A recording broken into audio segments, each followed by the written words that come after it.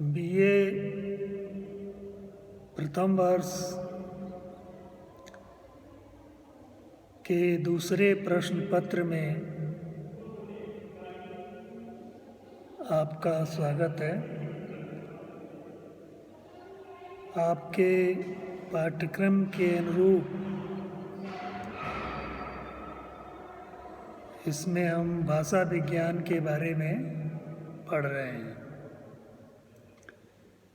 कल हमने भारतीय मध्यकालीन आर्य भाषा अपभ्रंश के साथ साथ अपभ्रंश के क्षेत्रीय रूपों से उत्पन्न होने वाली आधुनिक आर्य भाषाओं के बारे में पढ़ा। इन्हीं आधुनिक आर्य भाषाओं में एक महत्वपूर्ण भाषा जो भारत की है, देश की है, वो है हिंदी।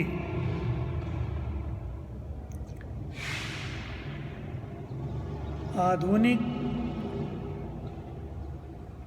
भारतीय भाषा काल की हिंदी एक प्रमुख भाषा है जो हरियाणा, हिमाचल प्रदेश, पंजाब का कुछ हिस्सा जैसे आबोहर, फाजिल्का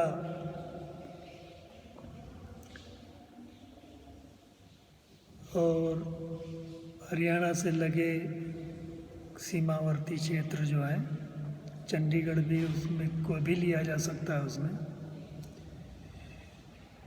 दिल्ली, राजस्थान, उत्तर प्रदेश, मध्य प्रदेश, बिहार,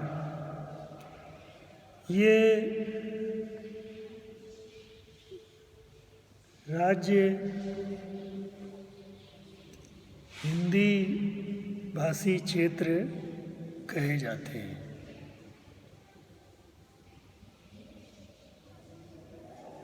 इन प्रदेशों में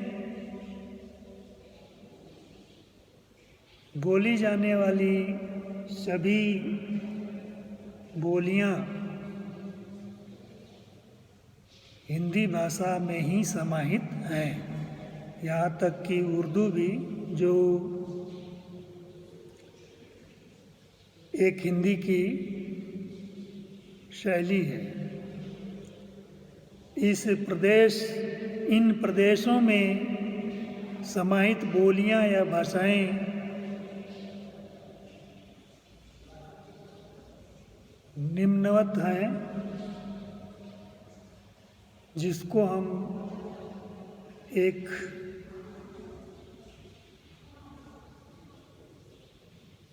वर्ग में विभाजित कर सकते हैं।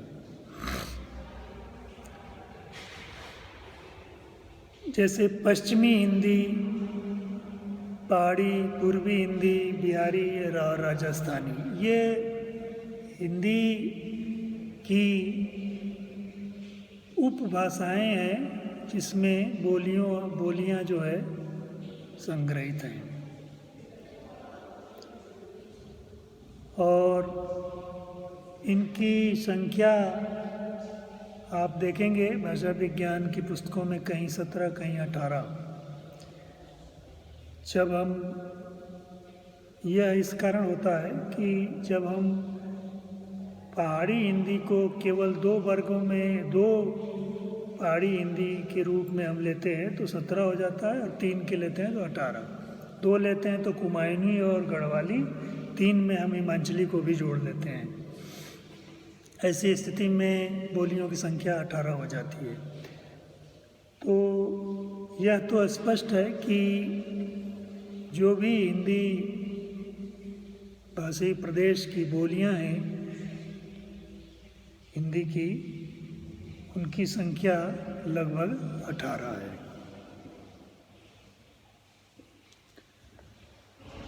तो इनकी उत्पत्ति सौरसेनी, नागर, खस,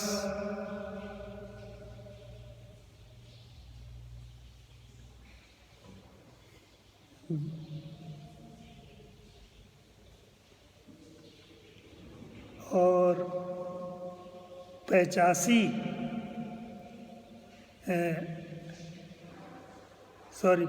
नहीं, महाराष्ट्र ये अर्धमागधी और मागधी,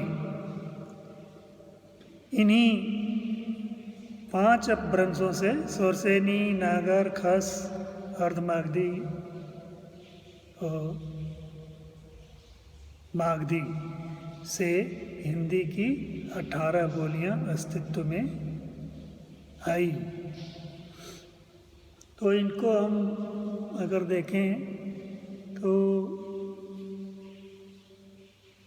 अपभ्रंश के जो क्षेत्रीय रूप थे, शौरसेनी से पश्चिमी हिंदी की बोलियों की उत्पत्ति हुई, जिसमें हरियाणवी या बांगरू, ब्रजभाषा, बुंदेली, कन्नौजी और खड़ी बोली आती है। इन की उत्पत्ति शौरसेनी अपभ्रंश से है, इन हिंदी बोलियों की। नागर अपभ्रंश से राजस्थानी की उत्पत्ति होती है, जिसकी मुख्य रूप से 4 बोलियां हैं। उत्तर राजस्थान में बोली जाने वाली मेवाती, जो अलवर के आसपास बोली जाती है। दक्षिणी राजस्थानी में बोले जाने वाली भीली या भीलवाड़ा, ये भीलवाड़ा के आसपास बोली जाती है वो, इसे हम भीली भी कहते हैं। और उदयपुर, इस क्षेत्र को मेवाड़ क्षेत्र बोला जाता है, तो मेवाड़ी भी इसको हम कह सकते हैं, मेवाड़ी। पश्चिम में जिसमें जैसलमेर, बाड़मेर, बीकानेर, जोधपुर आदि के जो हिस्से आते हैं, इसमें मारवाड़ी बोली जाती है, इसको पश्चिमी हिंदी कह सकते हैं। पूर्वी हिंदी, जिसे हम जयपुरी या ढूंढाड़ी, जयपुर को ढूंढाड़ क्षेत्र भी कहा जाता है, तो ढूंढाड़ी कह सकते हैं। तो मुख्य रूप से 4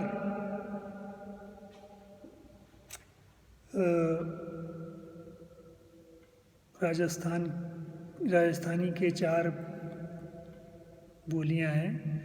उत्तर में मेवाती, दक्षिण में भीली या मालवी, उसको कहते हैं, मालवा का पठार के होगा मालवी, पूरब में जयपुरी या ढूंढाड़ी, पश्चिम में मेवाड़ी या मारवाड़ी।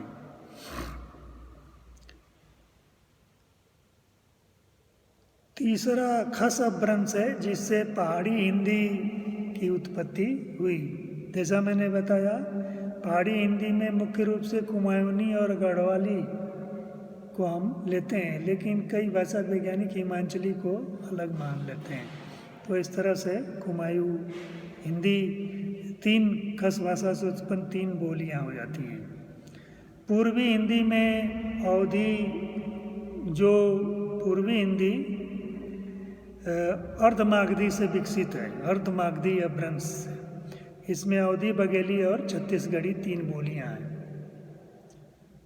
इसी तरह से मागधी अपभ्रंश, जिससे बिहारी हिंदी बोलियों का समूह उत्पन्न होता है, जिसमें प्रमुख रूप से, जैसा कि आपको पता है, बताया था मैंने कि इसे बिहारी हिंदी नाम प्रसिद्ध भाषा वैज्ञानिक जॉर्ज अब्राहम ग्रेसन ने दिया था। इसमें 3 बोलियां हैं बिहारी हिंदी समूह में, वो हैं भोजपुरी, मगही और मैथिली। वर्तमान समय में मैथिली अब वो बोल ही नहीं रही, बल्कि उसको भारत के संविधान के 8वीं अनुसूची में एक अलग भाषा के रूप में स्वीकार कर लिया गया है। उसकी अपनी लिपि है, कैथी लिपि में वो लिखी जाती है और उसको 8वीं अनुसूची में शामिल करने से ये अलग हो जाती है। लेकिन हम पढ़ाई के परंपरा में उसको आज भी हम हिंदी की बोली के रूप में पढ़ते हैं। धन्यवाद।